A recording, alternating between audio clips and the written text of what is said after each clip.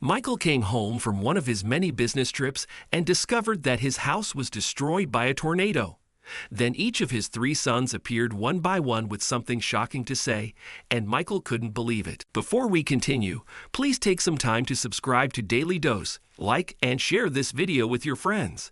It might brighten their day and inspire them to do good. Also keep watching because an important lesson awaits at the end of the video. Michael got out of his car in Oklahoma and was shocked by the scene before him. Several people were gathered around his house witnessing the surprising spectacle before them. Something was happening, and Michael worried. He hadn't been home in years and couldn't imagine why so many folks were around his house. No one lived there anymore. What is going on? He wondered, pulling up to a parking spot nearby. It was something worse. His house was completely destroyed. The house was located in a small town, but it was apart from other houses, so there seemed to be no other damage except to his beautiful estate, the home where he had raised his three sons after the untimely death of his wife, Clarice. He had several other properties, and his children, now grown-ups, had their own homes around the rest of Oklahoma. He hadn't returned to town or seen them in years, but he still felt sad and shocked that this place was gone.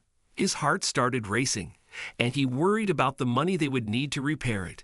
He could afford it certainly, but he was concerned. Suddenly, a voice to his left interrupted his worried thoughts. "Don't worry, Dad. We sold the house recently," Stuart, his firstborn, revealed.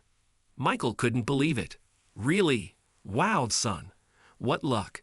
He was relieved that they wouldn't have to worry, although he felt a little guilty for the new buyer. Suddenly, another voice sounded from his right. It was his second son, Sean, who had another shocking statement to make. "Well, actually, Stuart, the buyer only made a partial payment. They are definitely going to back out now," he revealed. Once again, Michael felt his heartbeat quicken. "Oh no, you're right, son. There's no way they would buy this now. We're going to have to spend so much money to get the house back to its former glory. The buyers are going to ask for their money back." "Yeah," Sean agreed and pursed his lips as they all turned and looked at the damage. The other people standing around the house started leaving, and Michael, Stuart, and Sean approached the damage. "So why did you sell the house, boys?" Michael asked, not knowing that their sons had such a plan in place. "You're never here, Dad, and we thought it would be better. Of course, we were going to give you the money," Stuart began, kicking some of the debris around. Stuart was right. Michael went on so many business trips a year that he was never home. It didn't seem right for this house to be empty all the time. "A family should live here now," Sean chimed in. "Well, that's all moot now anyway.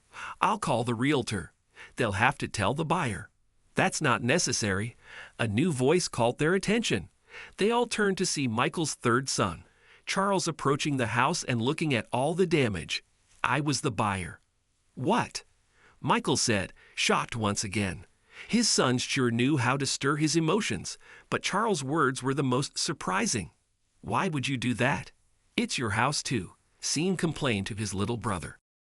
"I wanted to buy it from Dad. I love this place. I moved out only because our society makes us move out at 18. But this was the perfect home to live in. It's the best house for a family, and I think I'm ready to start my own. But I asked the realtor to keep my name a secret. I wanted to buy it in full. I knew you two would offer it at a lower price if you knew."